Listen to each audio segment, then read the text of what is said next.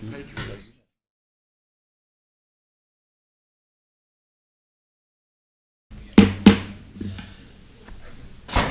afternoon, everyone, and welcome to the November session of the Paulding County Planning Commission.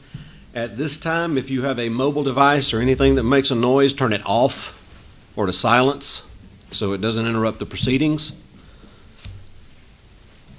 We will dispense with the reading of how to participate in a public meeting. If you're curious about it, there's some flyers on the back table there. Please take one for some light reading if you wish. This time, I would ask the Planning Commission if they've had an opportunity to review the minutes from the previous session of this body, and if they have any edits, questions, concerns about them. Hearing none, I will now entertain a vote with regard to the minutes from October 26th. I have a motion to approve from Mr. Steele and a second from Mr. Leggett. All in favor? Motion passes 4-0 and 1. I think I had a note here to,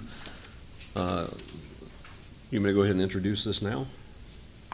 The grant application, do that first? Okay. So we're going to conduct a public hearing on grant application, and Ms. Pollard, good to see you again. Thank you, you too. If you would please introduce your application. Okay. This is an application that's been in existence for some time. In 2011, Paulding was awarded $1.3 million, and it was to rehab, to take some property that had been abandoned or foreclosed against, and rehab that and put low-income housing in each one of those facilities. We did that for several years, and then you don't have so many abandoned houses anymore or foreclosed properties. They're taken up by an investor over time. So we've had to go back to the drawing board to figure out another way to spend those funds. We have about $425,000 remaining. So the way the program works is we take the federal funds, purchase a property, rehab it, sell it, and we'll offer some amount of homeowner's assistance to those properties. If that homeowner stays in the property for the allotted time period, then they don't have to return any of the homeowner assistance. But if they don't, then they have to pay it back. That money they pay back goes back into the program. So when they purchase the house, the money that they pay for the house actually goes back into the program. So we've accumulated about $2 million overall for the program. We have about $425,000 remaining. So the process to add additional eligible uses, which is the intent of the public hearing today, is to add demolition and redevelopment so that we can actually demolish some blighted housing if we have any that are in qualified census tracts. When those are demolished, we will put a lien against the property. When those properties sell, then we will put the money back into the program. So it's just a continuing use of the funding for those properties.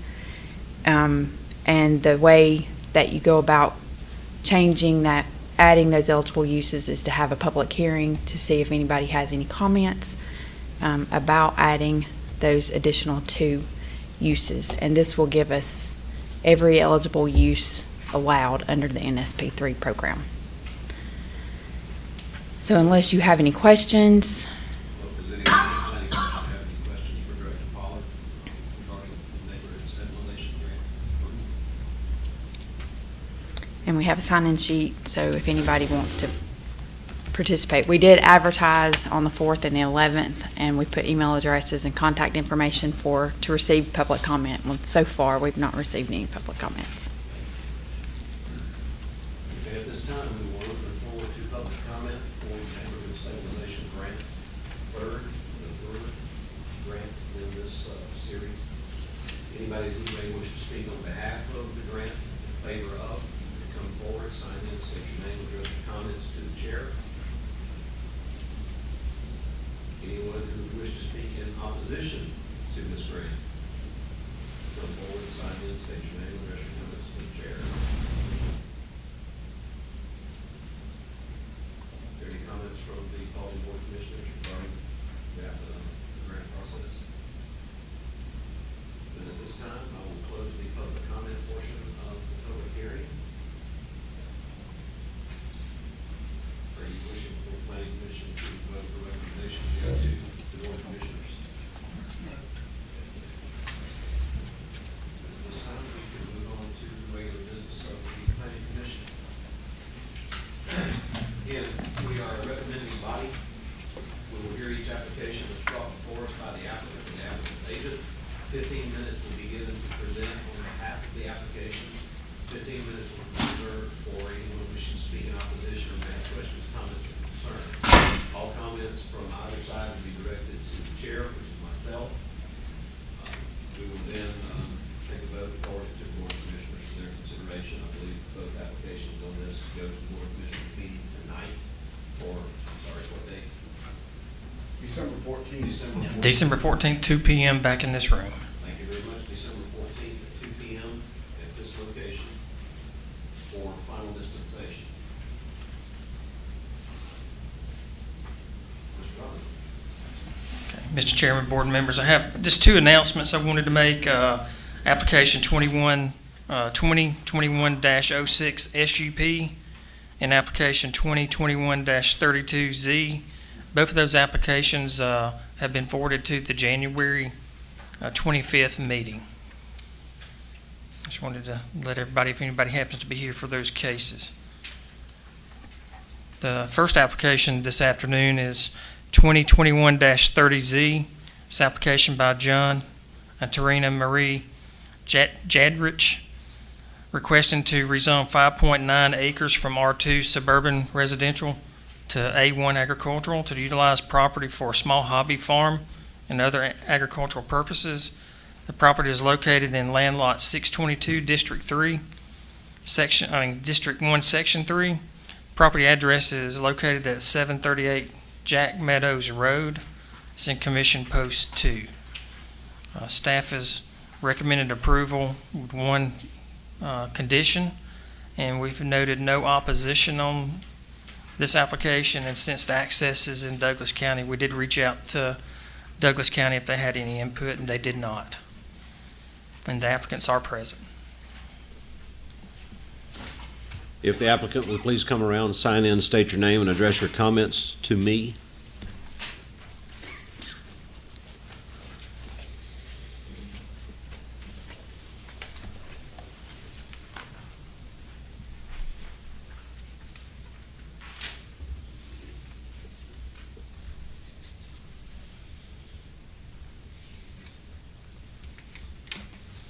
Name is John Jadrich.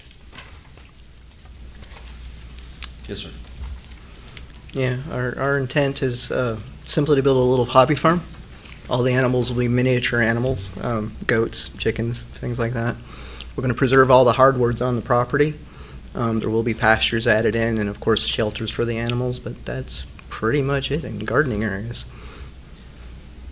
Are you familiar, sir, with the recommended stipulation from staff which states that the owner applicant agrees to no canine training, boarding, or breeding facilities on the property? Yes, sir, we're perfectly fine with that. We had no intentions to do that. Are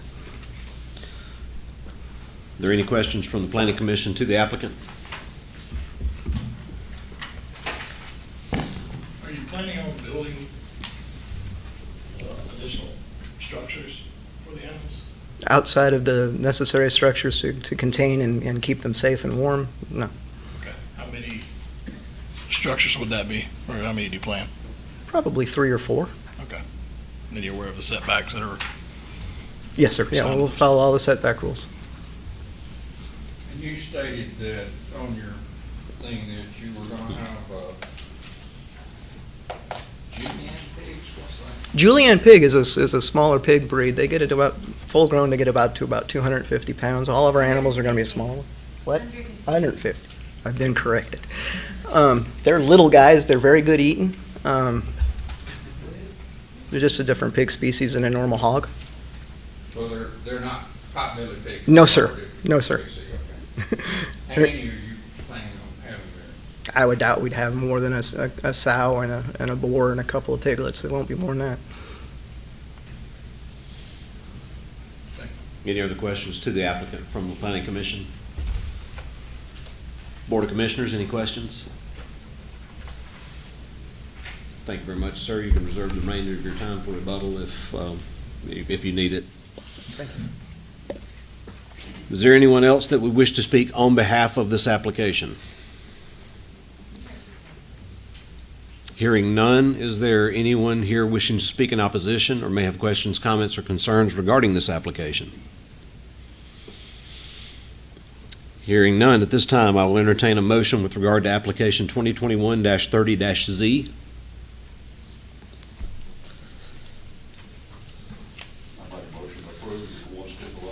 I have a motion to approve from Mr. Aston with the one stipulation listed.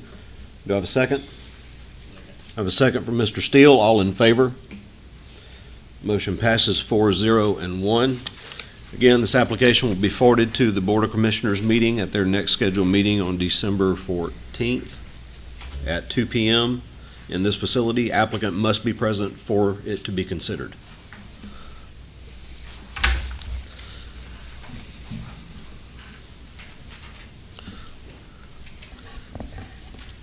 Mr. Robinson.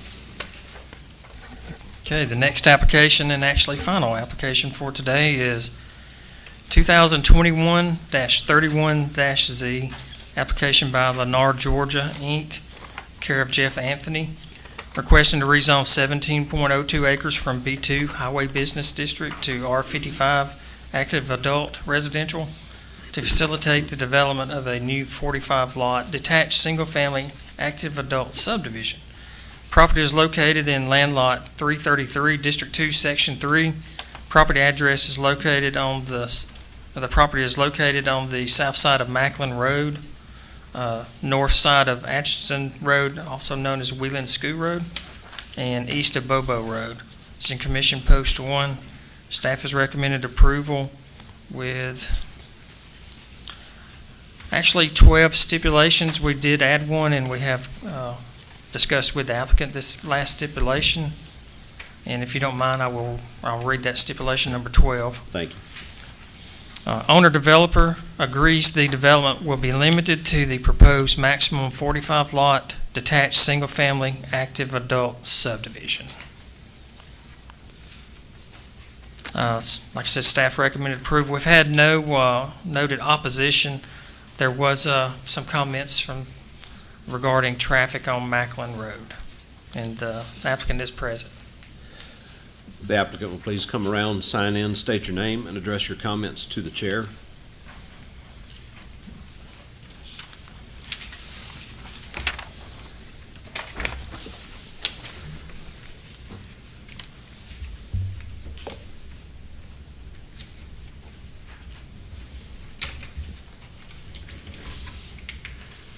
Kenneth Wood, 350 Research Court, Peachtree Corners, Georgia. And I'm able to set these down over here on top of the monitor. I didn't know if it was on or if I made copies of them. Sir, which would be great. Or I know we had emailed as well. We actually can do that. Oh, you can? Okay, perfect. Let's see if this one. Get my bear. Oh man, that works amazing. Awesome.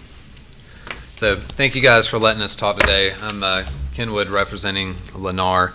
And so it's a 17-acre tract of land. I was going to kind of take you guys through a different slides, let you know how we've gotten here and to look at the property.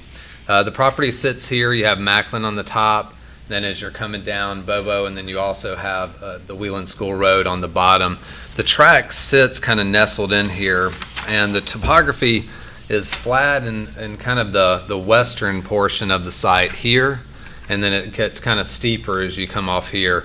And a couple of things just to note is the track is kind of like a jigsaw. You know, we had it completely surveyed, went out and looked at the different wetlands, the trees, and it's partially wooded and then it's partially opened. And so this track sets up really well for a track that is that R55. Currently today it's zoned for the B2, and so technically when you're looking at it, you think that it's touching immaculate, you have some type of commercial presence, but this one, because of its odd shape coming back through here, very limited frontage on here, it's not a good commercial track. It's more of a residential track, and you have the residence just to the south that is the R55, and then also some PUDs and R4s within the area. Here, and over here as well. And so we kind of laid this out just so you can kind of see how that fits within that. And that's why we really thought it was a good track to situate for the R55 and looking at it. Lennar has done their market research and targeted as a track that wants to be that for their product. They build a single level product that I'll kind of walk you guys through as we look toward it. These are the different zoning districts, and just showing you guys how we have actually compared to the code and either meet or exceed different type of code items. It's 17 acres. The smallest home is 1,400, then they range upwards of 1,800, 1,900 as you get add-ons. They're all single level, and so they would be all of the ranch homes. We'd take a great care in terms of the roads and the grade of the roads to make sure it's very walkable throughout the subdivision. Max density is 4. We're at 2.64 on this plan with 6,000 square foot lots. And then all the other items, we meet the requirement. The one thing we wanted to kind of roll over was the pavilion. And so there's a community center proposed that's 2,000 square feet in the code. And so we've situated that community center up here. There's a large kind of track area when you drive in. We've got some parallel spots. We got the mail kiosk, and we've actually got some pictures of this center.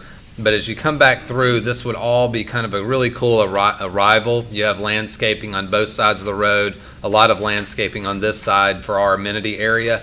And then once you get down about 400 feet into the community, you enter into your first home. And then the homes are spread out between kind of the different areas. These slope down back toward this. Where it was steeper back here, we left that alone as tree save area so that we could sit up on top of the ridge, placing our stormwater pond in the back. And then we pushed back here so that we had buffers all the way back here toward Wheeland School, so our homes are much further away, upwards of 75 to 90 feet in different places from here. And then the whole site is totally surrounded by a landscape buffer of 50 feet.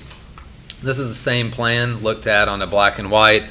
We do have traffic improvements that we are proposing for up on the frontage, as well as some right-of-way dedication, sidewalks to be constructed on those road frontages that we have. And you can kind of see with the site plan how it lays in and how you have all these little notch outs with the properties around it, and that made it really challenging to best kind of sit it in there. And once we realized those challenges, that's why we brought everything together here in the center, and then everything on the exteriors are very much buffered, so it'll feel like a very much of a nook kind of set back to where it sits.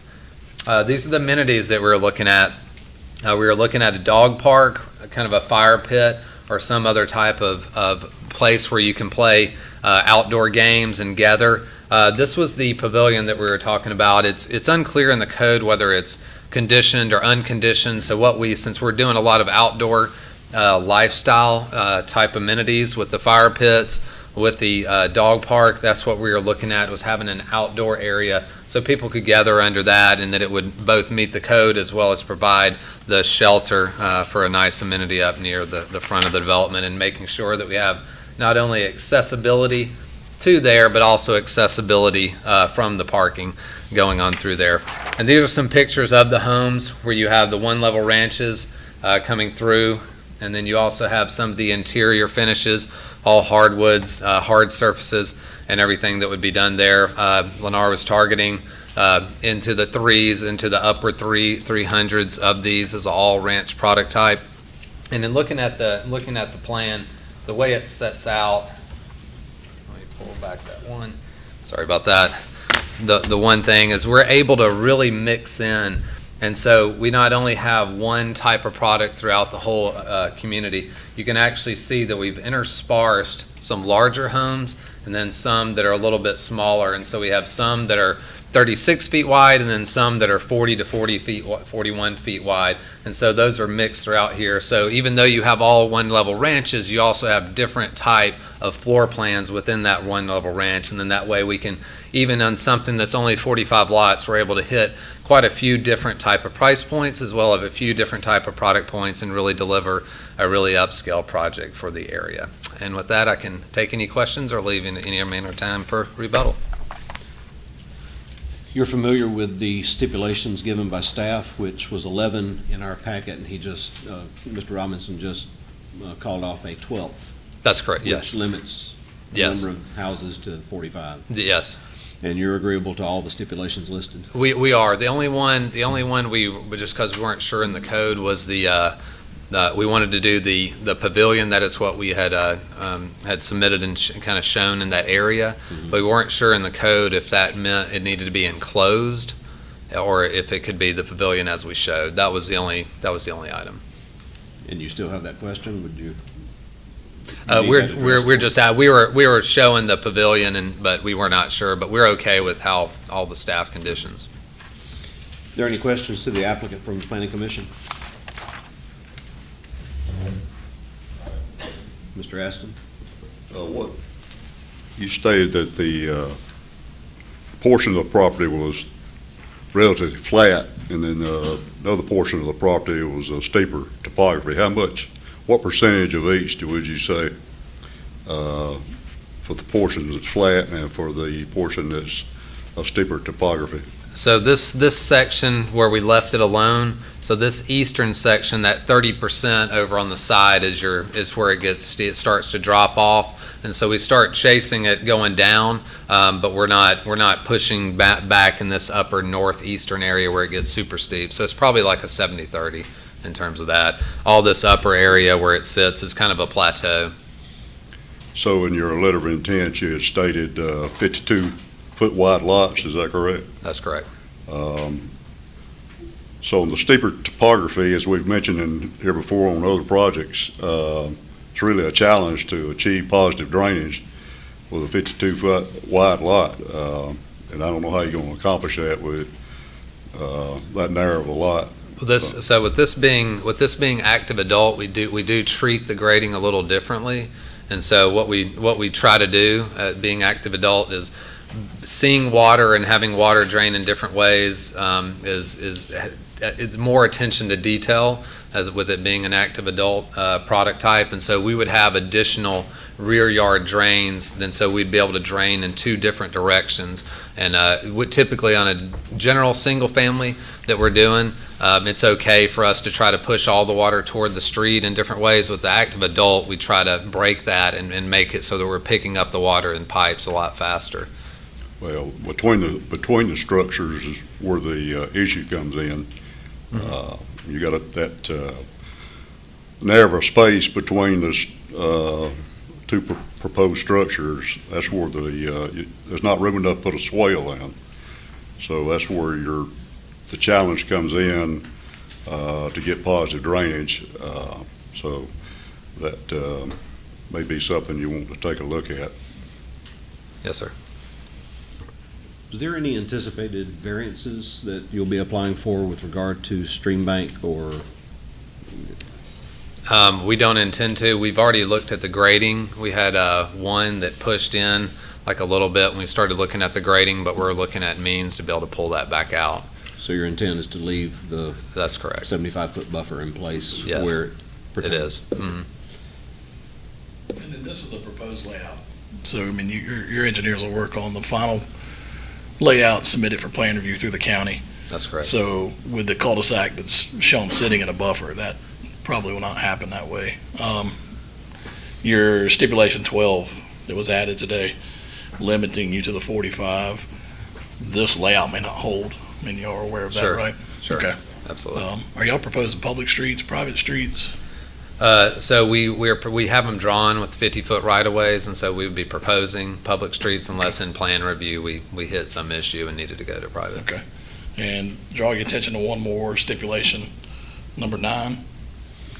Shows, talking about water not guaranteed above the elevation of 1130, and one of your pages you showed a few minutes ago shows some contours almost approaching 1,200. So I know it's a low pressure area, just so For the water just tower. kind of giving you a heads up. And I believe you guys may have already been Yes, sir. communicating with Ms. Ashmore and her staff about that. Yes, we're fun. You have some of the ones, 1130 kind of stops down here. Right. So almost this whole region up in here is kind of above that. And That's right. so I know we'll have to look at that and figure out how to loop the system and make sure we Right. get all the pressures and everything for here. But my understanding, it's a kind of the elevation of the water tower and some of the different things, it has a low pressure in this system. That'll also be addressed at plan review.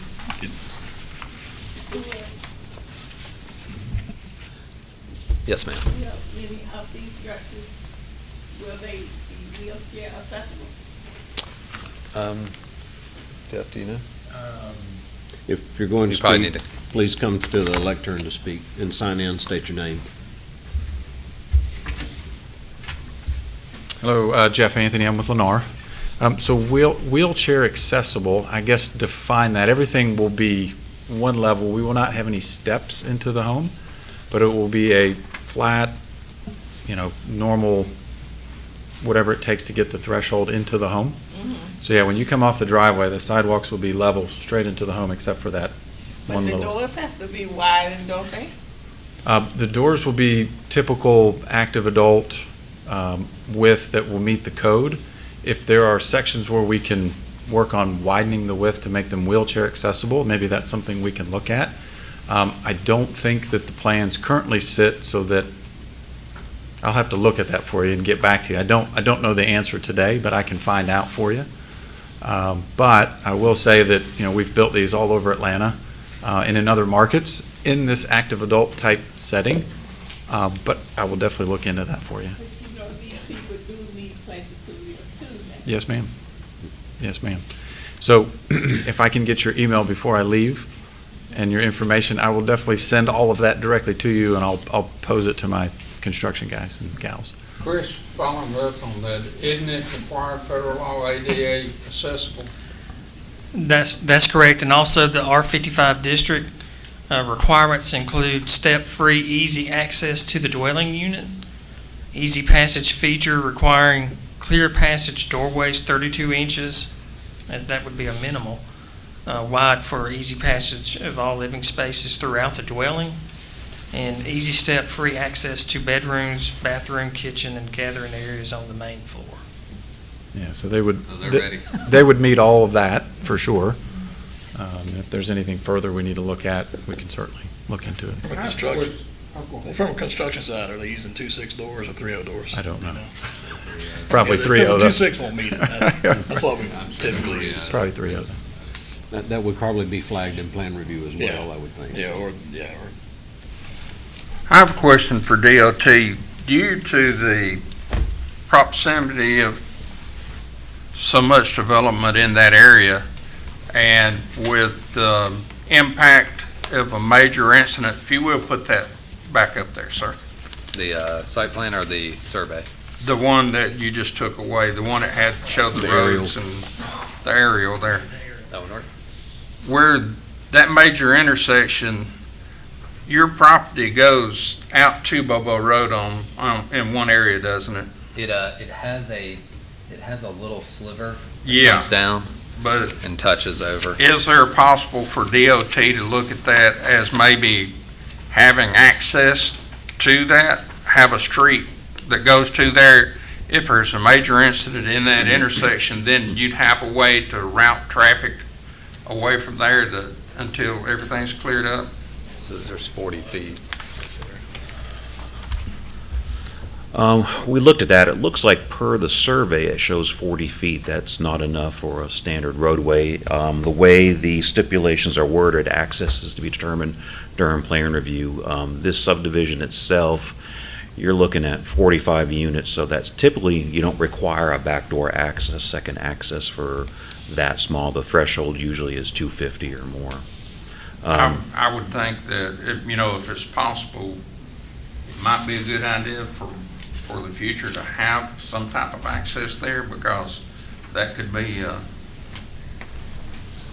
it could be easily, these people could easily be trapped in that subdivision without a way out if there was something major right there at that intersection the way it is along Macklin, because eventually they're going to four-lane that area too, and so it's going to be a...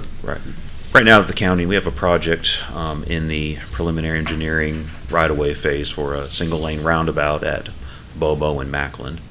We also have a single-lane roundabout at Bobo Mount Tabor and intersection improvements at the intersection of Macklin and Mount Tabor. So this is a bunch of various projects, like I said, in that right-of-way, preliminary engineering phase, getting ready to move towards construction. So there's significant upgrades within the transportation system that are going to be taking place to accommodate the traffic that is in the area, the traffic we do anticipate in that area. Okay, thank you. Got one question for you, Mr. Jones. Again, so you guys know, this is not plan review, that will come. The hammerheads and the dead ends, are we okay with this? Again, and we'll look at that during plan review. You know, typically, we like a cul-de-sac to me is a round cul-de-sac, not a hammerhead. There any other questions from the planning commission to the applicant? Did we get an answer on the pavilion? If we're meeting the, For an accessory structure inside a development such as this, like a pavilion, Chris, do you want to address? Absolutely. The question about the community center, there is a requirement to have a community center. The community center of a minimum, it would be of a minimum size of 2,000 square feet or 5 square feet per dwelling unit. In this case, it would be a minimum 2,000 square feet. It's not defined exactly what a community center is, and therefore an open pavilion would qualify. And that would be looked more closely at through the plan review Yeah, process. that may as be well. something to look at in down the road, but for this situation, a 2,000 square foot open air pavilion would most likely meet the definition of the requirement of a community like center. The pictures being shown by the applicant are simply ideas at this point. It's not something that you determine this is the way you're going. That was a very similar pavilion, as we haven't designed it as final, but that was kind of our thought process so that you can gather under it. Any other questions to the applicant from the planning commission?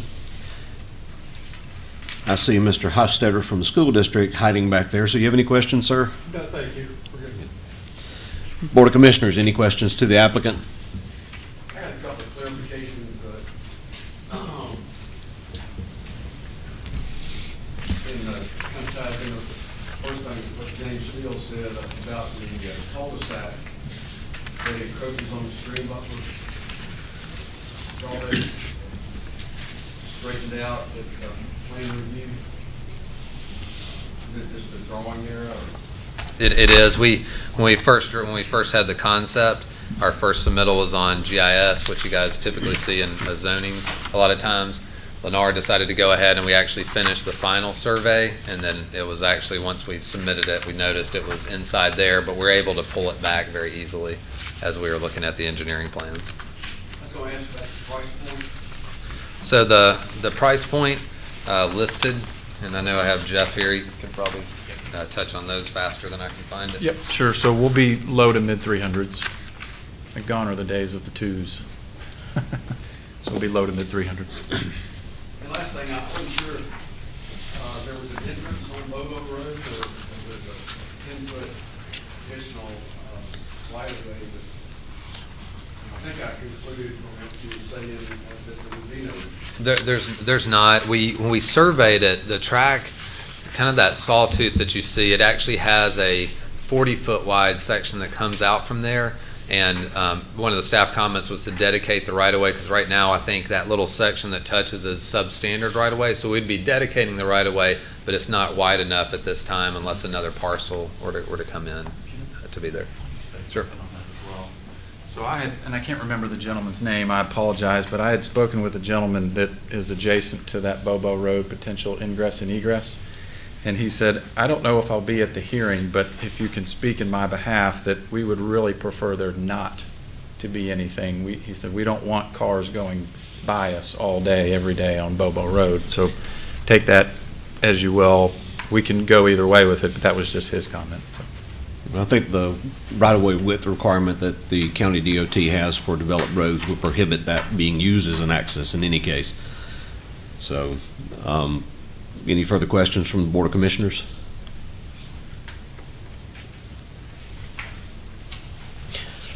If I may ask one more thing as a point of clarification as well, I mentioned whether or not you had any intent to apply for variances with regard to the stream buffer variance. You said no. Additionally, you do have already established residential lots surrounding the property as well as some business lots. Right. Did you factor into your calculations for your number of units the buffer requirement between those developments and your development? We do. Okay. We've already worked on grading, and then we have the full 50 around the whole property. And so you're not asking for any variances with regard to that either? No. Okay. I have nothing further. Let me add one more thing. Number 12, number 11 is about sewer availability. What's Bernard's plan on sewer connectivity? So there is a trunk line that is just to the east of us in Evergreen at Lost Mountain that we've been looking at the deeds and the language about being able to tie into there. Sure. So there's also, let me see. Okay, so also the other, there is a parcel right in this section here that is just to the east that is county property. And so there is a manhole there that we may prefer to tie into, and forgive me, I can't remember the gentleman's name at the county, but he did mention that there would be no easement required for us to obtain from the county in order to tie into that manhole, being that it's on county property. So I would love if y'all wanted to add something in these proceedings and in these documents that would state that we do have permission to, in fact, to tie into that manhole on county property. If that is at a later date, that would be fine as well. But that could also be a plan of where we plan to tie into. There's a manhole on county property just adjacent. Their property was actually, when the apartments were built in their zoning, that was set aside for a future fire station for the county. Okay. As far as sewer connectivity goes, that again is something that would have to be addressed through the process of plan review because they have the specifics for the development requirements there that we would not have in front of us here. That's fine. So there's two locations that we can tie into, to answer your question. Any further questions from Board of Commissioners? Planning Commission? Mr. Chairman, if I can add one item. Yes. Just for clarification. This being a rezoning application, I think one thing that's important to reemphasize is that any submissions put forth by the applicant are solely for the purpose of rezoning, as well as the stipulations that are set forth in there which they intend to abide by. Anything that's pictured in these zoning submittals that is not in compliance with development regs, county ordinances, or state or federal law is not approved or implicitly approved in the event the Planning Commission decides to recommend approval of the underlying zoning application. I just want to be clear on that. Sometimes applicants get up, not saying this is the case with you, but sometimes they present, they've got, for instance, these hammerhead cul-de-sacs. This is a rezoning. This is not seeking approval of hammerhead cul-de-sacs, nor would any vote from this body to recommend approval or Board of Commissioners approval sanction anything that is in conflict with existing development regs, ordinances, state or federal law. Thank you. Thank you. Any other questions before I move to the floor? Mr. Robinson, did you have something? Okay. Thank you very much, Mr. Wood. Y'all can take your seat. You did have some time remaining. The questions that we asked do not count against your time. Is there anyone else here that would wish to speak on behalf of this application? Is there anyone here that would wish to speak in opposition to this application or may have questions, comments, or concerns? Hearing none, at this time, I will entertain a motion with regard to application 2021-31-Z. Please keep in mind, there were 11 printed stipulations. There was the added 12th stipulation addressing the limit of the development to 45 units total. So if there is a motion to be had, I will hear it now. I make the motion to approve it with the 12 listed stipulations. I have a motion to approve from Mr. Steele with the 11 printed stipulations and the added 12th stipulation. Do I have a second? Second. I have a second from Mr. Aston. All in favor? Motion passes 4-0 and 1. This will be forwarded again to the next Board of Commissioners meeting on December 14th at 2 p.m. Applicant must be present for it to be considered. Mr. Robinson, is there anything further to add? No further business from our end, and wish everybody happy holidays and happy New Year. I was going to say, I believe this would conclude the number of meetings for the year for us unless something miraculous happens, right? We're done. All right. Well, I wish everybody a very Merry Christmas. Hope your holiday season is healthy and festive and full of family.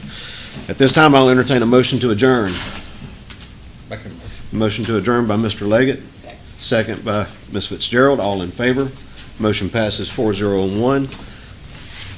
Thank you very much, ladies and gentlemen.